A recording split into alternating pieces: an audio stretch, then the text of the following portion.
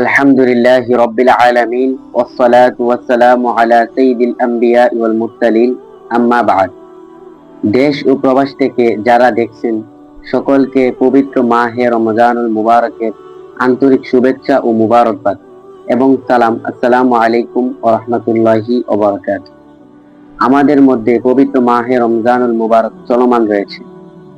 তো দেখতে দেখতে পবিত্র মাহে রমজানের শেষ দিকে আমরা অগ্রসর হচ্ছি। তো আমরা আজকে পবিত্র মাহে রমজানুল মুবারক মাসে এতেকাফের বিষয়ে কিছু আলোচনা শ্রবণ করব। এতেকাফ কত প্রকার ও এতেকাফ করার ফজিলত, এতেকাফ না করার শাস্তি। মূলত এতেকাফ তিন প্রকার হয়ে থাকে। এক ওয়াজিব, যেটা মান্নতের এতেকাফ বলা হয়। দুই সুন্নতে মুআক্কাদা, যেটা পবিত্র মাহে রমজানের তৃতীয় 10 দিনের মধ্যে করা হয়। তিন হচ্ছে নফল এতেকাফ, যা আমরা মসজিদের মধ্যে করে থাকি। তো মান্নতের এতেকাফ তখনই তার উপরে ওয়াজিব হবে যখন সে মান্নত করার সময় সে এর এতটুকু আওয়াজে বলে যে সে নিজের কানে তা শুনতে পায়। ও সুন্নত এতেকাফ দ্বারা উদ্দেশ্য হচ্ছে পবিত্র মাহে রমজানের তৃতীয় 10 দিন এতেকাফ করা। তো এই এতেকাফ করার কি ফজিলত রয়েছে? প্রিয় নবী সাল্লাল্লাহু আলাইহি সাল্লাম এই এতেকাফকে, রমজান মুবারকের তৃতীয় 10 দিনের এতেকাফকে কখনো ছাড়তেন না। একবার হুজুর সাল্লাল্লাহু আলাইহি সাল্লাম মদিনা শরীফে ছিলেন না, তারপরেও রমজানের পরে এই ইতিকাফকে হুজুর সাল্লাল্লাহু আলাইহি সাল্লাম কাজা করে দিয়ে আদায় করেছেন। তো এবার দেখতে পাই আমরা এই ইতিকাফের কত ফজিলত রয়েছে।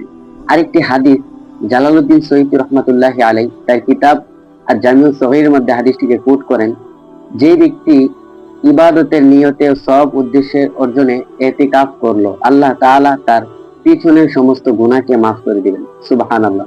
আমরা কত বড় একটি হাদিস, ফজিলতপূর্ণ একটি হাদিস শ্রবণ করেছি। এটা তো শুধু আমরা ইতিকাফের হাদিসকে শ্রবণ করেছি। রমজানুল মুবারকের শেষ 10 দিনের যে ইতিকাফের বিষয় রয়েছে, এই বিষয়ে যদি আমরা একটা হাদিস শ্রবণ করি, যে হাদিসটা কিনা ইমাম বাইহাকি রাহমাতুল্লাহি আলাইহি শুআবুল ঈমানের মধ্যে হাদিসটিকে কোট করেছেন, যে রাসূল সাল্লাল্লাহু আলাইহি সাল্লাম বলল, যে ব্যক্তি রমজানুল মুবারক মাসের তৃতীয় 10 দিন ইতিকাফ করলো, আল্লাহ তাআলা তার জন্য 2টি হজ ও 2টি উমরার সওয়াব লিখে দিবেন। সুবহানাল্লাহ। তো আমরা যদি এখন সচরাচর দেখতে পাই যে একটি হজ করাতে আমাদের সাধারণত 6 থেকে 7 লক্ষ টাকা খরচ হয়ে যাচ্ছে, আর একটি উমরা যদি আমরা করি এখন আমাদের 1 থেকে প্রায় 1.5 লক্ষ টাকা খরচ হয়ে যাচ্ছে।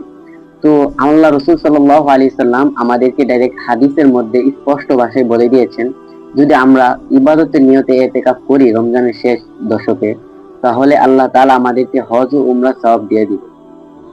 তো আমরা যারাই রয়েছি সকলে ইতিকাফে বসার জন্য নিয়ত করে নিই, আল্লাহ তাআলা যেন আমাদেরকে কবুল করেন। এই ইতিকাফ যদি কোনো এলাকা বা শহর থেকে কেহ না করে, তাহলে তারা সবাই এই এলাকা বা ওই শহরের সকল মানুষ গুনাহগার হবে। ইতিকাফ হচ্ছে সুন্নতে মুআক্কাদা আলাল কিফায়া। কোনো এক শহর অথবা গ্রাম থেকে কোনো একজনের উপর করতে হবে। করলে তাহলে এই সকল গ্রামবাসী অথবা সকল শহরের মানুষ তা থেকে মুক্তি পাবে।